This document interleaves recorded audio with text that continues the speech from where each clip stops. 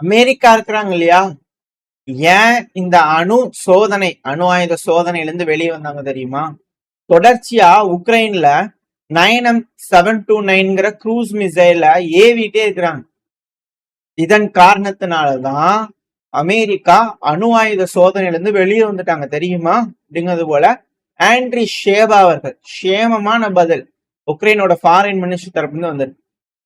அதாவது இது அணு ஆயுதம் ஏவக்கூடிய ஒரு மிசைலு, பட் ஆனால் அதில் கன்வென்ஷனல் மாத்திட்டு ஸோ ரெகுலரா யூஸ் பண்ணக்கூடிய மிசைலாட்டா யூஸ் பண்ணிக்கிட்டு இருக்கிறாங்க. அது வேஸ்டா தானே கிடக்குது கிடப்புல, தூக்கி போடுவோம் உக்ரைன் மேல அப்படிங்கிறது போல இது போல க்ரூஸ் மிசைல் யூஸ் பண்றதுனால காண்டாயிட்டாங்க அப்படிங்கிற போல குற்றச்சாட்டுகள் வருது.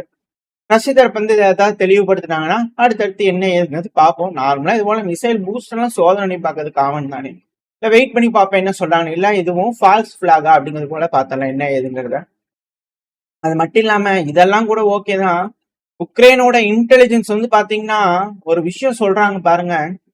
அதாவது ரஷ்யா இருக்கிறாங்க இல்லையா, ஒரு வருஷத்துல அவங்களால 6 ஒரிஷ்னிக்க உருவாக்க முடியும். அதுல பாருங்க 3 ரெடி பண்ணி வச்சிருந்தாங்க. நாங்க அதுல ஒண்ணு அழிச்சிட்டோம் தெரியுமா? அப்பா அப்படியே நெஞ்சே வெட்டிச்சு டிமீர் அப்படிங்கிறது போல பல அணிசுக்கு ஒரிஷ்னிக்கு அழிச்சிட்டீங்களா, நல்ல வேலை. ஒரிஷ்னிக் மிசைல நாங்க இன்டர்செப்ட் பண்ணிட்டோம் அப்படிங்கிறது போல கிளைம் பண்ணாம இருக்காங்களே, அது வரைக்கும் பேஸ் உக்ரைனோட இன்டெலிஜென்ஸ் வேற லெவல்ல வேலை செஞ்சுட்டு இருக்காங்க ரஷ்யாவுக்குள்ள அப்படிங்கிற மாற்றுக்கிறதுல உக்ரைனோட அதிபரான ஜெலன்ஸ்கி அவர்கள் கிளைம் பண்ணிக்கிறார். 6 வரைக்கும் ப்ரொடியூஸ் பண்ண முடியாது, இவங்க கிட்ட சொல்லிட்டு எங்க உக்ரைன் நாங்க 6 ப்ரொடியூஸ் பண்ணிட்டோமா, அதுவும் கப்புச்சினியார் பகுதியில வச்சிருந்தாங்க, தெரிஞ்சுட்டு முடிச்சிட்டோம் அப்படிங்கறது போல உக்ரைன் அப்படின்னு சொல்லிக்கிறாங்க. இங்க வச்சிருக்கிறோம், கொஞ்சம் பார்த்து என்னன்னு பாருங்க, நீங்க வேணும்னா வச்சிருங்க, ஏன்னா அழிச்சிருங்க அப்படிங்கிறதோட வந்து பாருங்க உக்ரைன் கிட்ட கொஞ்சம் இன்டிமேட் பண்ணிடுறாங்க போல தெரியுது. பிரியாரா இல்லையா ரஷ்யா? ஏன்னா அந்த அளவு குளவாளிகள் உள்ள ஊடுருவி எல்லாமே ஒரிஜினிக் செய்யறதே உக்ரைன் தான் அப்படின்னு சொன்னாலும் ஆச்சரியப்படுறதுக்குல. சரி ஓகே, வழக்கம் போல களத்துக்குள்ள வந்துடலாம். களத்துல ரஷ்யா அட்வான்ஸ் ஆகுறாங்க, இது உக்ரைனோட டீப் ஸ்டேட் தரப்பு இருந்தே சொல்றாங்க. அது மட்டும் இல்லாம முதல்ல என்ன சொன்னாங்க, வீரர்கள் உள்ள ரீடிப்ளாய் பண்றாங்க, 10,000 வீரர்கள் கிட்ட வராங்க அப்படின்னு சொன்னாங்க இல்லையா. இப்போ 1,00,000 வீரர்களுக்கு மேல ரஷ்யா ரீடிப்ளாய் பண்றாங்க பக்ரோஸ்க் பகுதியில. அதாவது மெல்லமா ஒத்துக்கிறாங்க, அவ்வளவுதான் முடிஞ்சு அப்படிங்கிறது போல. மற்றபடி இது இல்லை. மேப்ல பார்ப்போம், பக்ரோஸ்க் பகுதி மட்டும் இல்லாம இப்ப அதுக்கு மேல வடக்குல இருக்கக்கூடிய மேற்குல இருக்கக்கூடிய டவுன் ஹெர்ஷின்கா அந்த பகுதியை நோக்கி ரஷ்ய தரப்பு வந்து முன்னேறிட்டு இருக்காங்க. கிரே ஜோன்னா உக்ரைன் தரப்பு வந்து மார்க் பண்றாங்க. ப்ரோ உக்ரைனியன் சோர்ஸ் உக்ரைனோட இராணுவத்தோடையும் உக்ரைனோட அரசாங்கத்தோடையும் தொடர்பு இருக்கக்கூடிய ஒரு அமைப்பு. இப்ப நம்ம மேப்ல பார்ப்போம், நான் உங்களுக்கு என்ன சொல்ல வரேன் அப்படிங்கிறது தெரியும். ஸோ பக்ரோஸ்க்கும் முடிஞ்சிருச்சு, தோல்வி முடிஞ்சிருச்சு அப்படிங்கிறதோட நம்ம புரிஞ்சுக்கலாம். உள்ள இருக்கிறவங்களுக்கு வாய்ப்பு கொடுத்து பார்த்தா ரஷ்ய அதிபர் விளாடிமிர் புட்டின் அவர்கள் அது ஏத்துக்கிற மாதிரி தெரியல. இப்போ அது மட்டும் இல்லாம இப்ப சைட்ல வீடியோ பதிவுகளோட இருக்கும், காமெடியே இதுதான். பக்ரோஸ் கூட மத்திய பகுதி, பக்ரோஸ் கூட கிழக்கு பகுதிகள்லாம் வந்து பாத்தீங்கன்னா ரஷ்ய வீரர்கள் வந்தாங்க, ஓட விரட்டுறோம் பாருங்க ட்ரோன்களை பயன்படுத்தி அப்படிங்கிறதோட ட்ரோனை யூஸ் பண்ணி அட்டாக் பண்ணிட்டு இருக்கிறாங்க. அப்ப ரஷ்யாவோட பிசிக்கல் கண்ட்ரோல் அங்க வந்துருச்சு. உக்ரைனோட ட்ரோன் கண்ட்ரோல், அதாவது உக்ரைனோட கட்டுப்பாட்டுக்குள்ள இருக்கக்கூடிய பகுதிகளில் ரஷ்யா பிசிக்கலி ஒரு அஃபென்சிவ் ஆபரேஷன் பண்ணி அந்த பகுதியில் எடுத்துட்டாங்க. உக்ரைன் ட்ரோன்களை யூஸ் பண்ணி அந்த இடத்துல அட்டாக் பண்ணிக்கிட்டு இருக்கிறாங்க. முன்னேறக்கூடிய வீரர்களுக்கு இழப்புகளை ஏற்படுத்திக்கிட்டு இருக்கிறாங்க, மற்றபடி முன்னேற்றத்தை தடுக்க முடியல. அதான் 1,00,000 வீரர்கள் கிட்ட டிப்ளாய் பண்றாங்களே, எப்படி இழப்புகளை ஏற்படுது. ஸோ கொஞ்சம் கொஞ்சமா மெல்லமா இது எப்படி அவங்க சொல்றாங்க இல்ல ஒத்துக்குறாங்க அப்படிங்கிறது வெயிட் பண்ணி பார்க்கலாம். ஏன்னா இந்த இடத்துல ரஷ்யா ஹெவி ஹோல்டு வச்சிருக்காங்க, நெருக்கிட்டாங்க, அப்படியே குறவழியை புட்டிச்சு அப்படியே அந்த எட்ஜில் வச்சிருக்கிறாங்க. ஒரு ரம் கம்பெனாலும் முடிஞ்சு.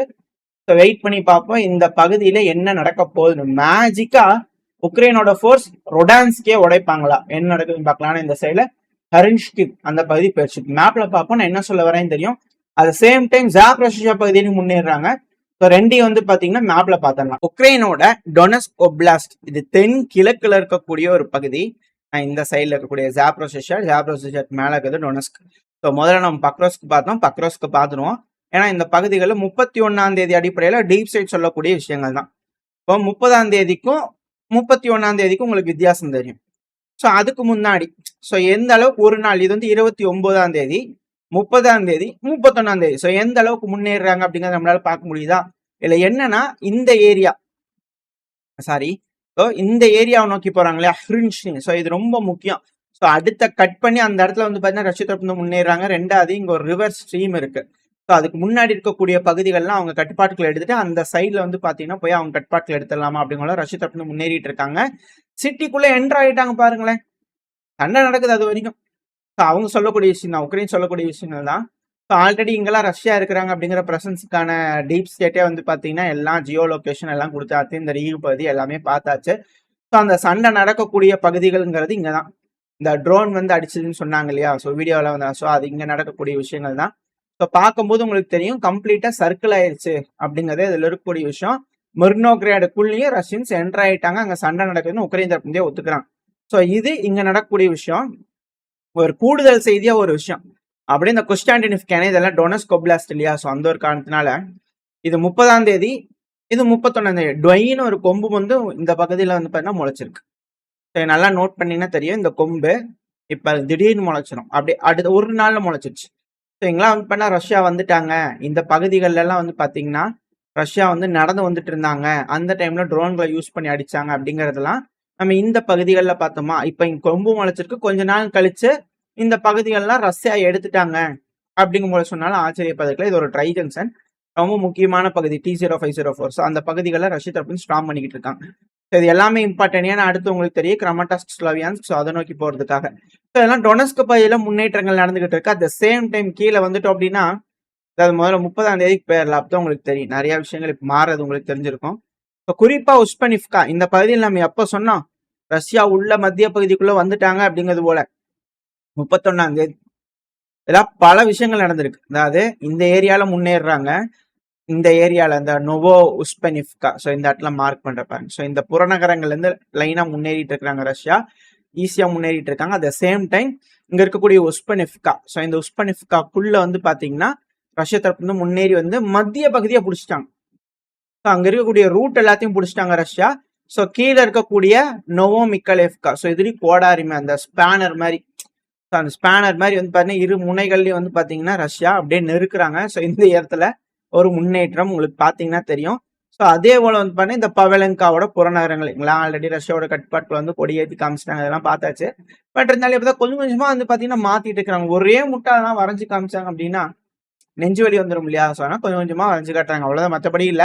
ரஷ்யா தினந்தோறும் முன்னேறிட்டு இருக்கிறாங்க இல்லையா, சிக்னிபிகண்டான இழப்புகள் ஏற்படுது ஸ்லைட்டான முன்னேற்றங்களுக்காக. ஜெலன்ஸ்கி சொன்னா ஞாபகம் இருக்குங்களா? இப்ப ஸ்லைட்டா முன்னேறாங்க, இழப்புகள் தான் அதிகமா இருக்கு உக்ரைனுக்கா அப்படிங்கிற கேள்விகள் இப்ப மாத்தி சில அனலிஸ்ட் வந்து கருத்துக்கள் வந்துட்டு எது எப்படியோ. ஸோ இது இந்த ரஷ்யா உக்ரைன் பிரச்சனை நடக்கக்கூடிய விஷயங்கள் என்ன நடக்குது அப்படிங்கறத நம்ம பார்த்திருப்போம். இப்ப அடுத்தது மிக முக்கியமான விஷயம், மலேசியா கோலாலம்பூர் மிக முக்கியமான விஷயங்கள் நடந்துட்டு இருக்கு. ஏசியன் சமிட் நடக்குது இல்லையா, அதோட சைலைன் மீட்டிங்கா செக்ரட்டரி ஆஃப் வார் ஹெக்ஸத் அவர்கள் சீனாவோட நேஷனல் டிஃபென்ஸ் மினிஸ்டர் இருப்பார் இல்லையா அட்மிரல் டாங் ஜுங் அவர்கள், ஸோ இவங்க ரெண்டு பேரும் வந்து பாத்தீங்கன்னா உட்காந்து பேசியிருக்கிறாங்க. ஒரு நல்ல கன்ஸ்ட்ரக்டிவான மீட்டிங், ஒரு குட் அண்ட் கன்ஸ்ட்ரக்டிவ், அதாவது அடுத்தடுத்து என்ன செய்யலாம் அப்படிங்கிறதுக்கான முன்னேற்றங்கள் பேச்சுவார்த்தையில கிடைச்சிருக்கு அப்படிங்கிறதோட ஹெக்ஸத் அவர்கள் தரப்பு ஸ்டேட்மெண்ட் வந்திருக்கு. அது மட்டும் இல்லாம இம்பார்ட்டன்டான ஒரு மீட்டிங்க, அப்பதான் பேலன்ஸ் பண்ண முடியும். இந்தோ பசிபிக் பிராந்தியத்துல பவரை பேலன்ஸ் பண்ணும். சீனா பெருசா போயிடக்கூடாது, அமெரிக்கா தாழ்வா போயிடக்கூடாது, அமெரிக்கா பெருசா போயிடக்கூடாது, சீனா தாழ்வா போயிடக்கூடாது இல்லையா. அந்த மேனேஜ் பண்ணிக்கிட்டே இருந்தாதான் பிரச்சனை வராது. ஸோ அதுக்கேற்ப அனலைஸ் பண்ணி என்ன பண்ணலாம் அப்படிங்கிறத கன்ஸ்ட்ரக்டிவா இருதரப்புலையும் பேசிக்கிறாங்க. சவுத் சைனா சி பக்கத்துல கொஞ்சம் ஆக்டிவிட்டிஸ் நடக்குது, அது கொஞ்சம் கம்மி பண்ணிக்கோங்க. தைவானை சுத்தி வந்து பாத்தீங்கன்னா அமெரிக்காவோட நட்பு நாடுகள், Taiwan, south Korea, Philippines, Japan, இவங்கெல்லாம் அமெரிக்காவோட நட்பு நாடுகள். அங்க கொஞ்சம் அத்துமீறலை கட்டுப்படுத்திக்கோங்க, தேவையில்லாம சண்டை வேண்டாம் பாருங்க, நம்ம பேசி தீர்த்துக்கலாம் அப்படிங்கிற ஹெக்ஸத் அவர்கள் வந்து பாத்தீங்கன்னா பேசிக்கிறாங்க. ஒரு கன்ஸ்ட்ரக்டிவான மீட்டிங்ன்றாங்க. பாப்பா என்ன மாதிரி இங்க கன்ஸ்ட்ரக்ட் ஆயிருக்குன்னு சொல்லிட்டு அடுத்தது இதே ஏசியன் சமிட்ல வந்து பாத்தீங்கன்னா ராஜ்நாத் சிங் அவர்கள் நம்மளோட டிஃபென்ஸ் மினிஸ்டர், அவர் வந்து பாத்தீங்கன்னா ஹெக்ஸத் அவர்கள் செக்ரட்டரி ஆஃப் வாரோட வந்து பாத்தீங்கன்னா 10 வருஷத்துக்கான அமெரிக்கா இந்தியாவோட டிஃபென்ஸ் ஃப்ரேம் ஒர்க்கான ஒரு அக்ரிமெண்ட்டை கையெழுத்திட்டு இருக்காங்க 10 வருஷத்துக்கு. ஸோ இதனால அட்வான்ஸான technology sharing, defence partnership, so இது போல பல விஷயங்கள் இந்த ரீஜன், அதாவது இந்த ஏசியா இந்தோ பசிபிக் இருக்குல்லையா, அந்த பிராந்தியத்தோட சேஃப்டிக்காகவும் பாதுகாப்புக்காகவும் ஸ்திரத்தன்மைக்காகவும் ஏதாவது ஒரு பிரச்சனைனா டிட்டர் பண்றதுக்காகவும் வந்து பாத்தீங்கன்னா என்ஹான்ஸ் கோஆர்டினேஷன் கோஆபரேஷன் வந்து பாத்தீங்கன்னா இரு நாடுகளும் பண்ணிக்குவோம். டெக்னாலஜிக்கல் ஷேரிங், இன்ஃபர்மேஷன் ஷேரிங்னு பல விஷயம் வந்து பாத்தீங்கன்னா ஒப்பந்தம் 10 வருஷத்துக்கு போடப்பட்டிருக்கு. நமக்கு அமெரிக்காவுக்கு கொஞ்சம் யோசிச்சு தான் பார்க்கணும். ஏன் அப்படின்னா சமீபத்துல ஆப்கானிஸ்தானுக்கு பாகிஸ்தானுக்கு வந்து பாத்தீங்கன்னா பேச்சுவார்த்தை தோல்வியில முடிஞ்சது. அதுக்கான காரணம் ஆப்கானிஸ்தான் என்ன சொல்றாங்கன்னா, உங்களோட ஏர் ஸ்பேஸை பயன்படுத்தி தான் ட்ரோன்கள் எங்க நாட்டுக்குள்ள அடிக்கடி வேவ் பாக்குது, அட்டாக் பண்ணவும் ட்ரை பண்ணுது. சில நேரங்கள்ல அட்டாக்கும் பண்ணுது பாகிஸ்தான். அப்ப நீ தான் பண்றன்றதை நான் பொறுப்பேற்றுக்குவேன். இது போல நீ வந்து பண்ணக்கூடாது, அளவு பண்ணக்கூடாது. அமெரிக்கா தான் அதை பயன்படுத்துறாங்கன்னு எங்களுக்கு தெரியும், அது நடக்கக்கூடாது அப்படிங்கிறது போல பாகிஸ்தான் தரப்புல கடுமையான ஒரு ரெக்வஸ்ட் வைக்கிறாங்க. ஐயா, நாங்களே அவங்க சொல்றதை கேட்டு செய்யறோமுங்க.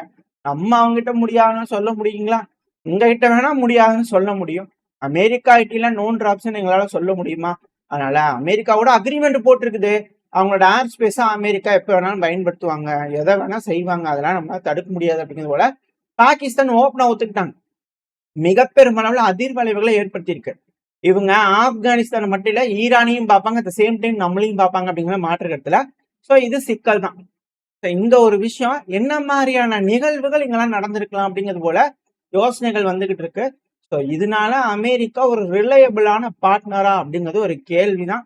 வெயிட் பண்ணி பார்ப்போம் அமெரிக்கா எப்படி இதுக்கப்புறம் நம்ம கூட பிஹேவ் பண்ண போறாங்க, என்ன நடக்க போகுதுன்னு சொல்லிட்டு. ஓரளவுக்கான தகவல்கள் இந்த உலகத்துல நடக்கக்கூடிய மிக முக்கியமான ஜியோ பாலிட்டிக்கல் மீட்டிங்கை பார்த்திருப்போம். 2வது ரஷ்யா உக்ரைன் பிரச்சனையை பார்த்திருப்போம். ஸோ ஓரளவுக்கு தகவல்கள் இந்த பையில பார்த்திருப்போம்னு நினைக்கிறேன். இதோட இந்த பையன் நான் முடிச்சுக்கலாம். இந்த பதிவு எப்படின்னு உங்களுக்கு பிடிச்சிருக்கா? பிடிச்சுனா லைக் பண்ணிட்டு உங்க ஃப்ரெண்ட்ஸ் நம்மளோட ஷேர் பண்ணிக்கோங்க. அது கூட மறக்காம நம்ம சேனலை சப்ஸ்கிரைப் பண்ணலாம், மறக்காம சப்ஸ்கிரைப் பண்ணிக்கோங்க. அப்பதான் நம்ம சேனல் 4 பேர்த்துக்கு மதிச்சு நம்ம யூடியூப் அடுத்தடுத்த வளர்ச்சி கொடுக்கும். ஏன்னா உங்களோட அன்பு ஆதரவு இருந்தா மட்டும்தான் நம்மளால வளர முடியும். உங்களோட சப்போர்ட் எப்போ இருக்கும்னு நம்பிக்கையில இந்த பையனா முடிச்சுக்கலாம். இந்த பையன் நல்லா இருக்கும்னு நம்பிக்கை அடுத்த பையன் சந்திக்கிறார். Stay safe. பை.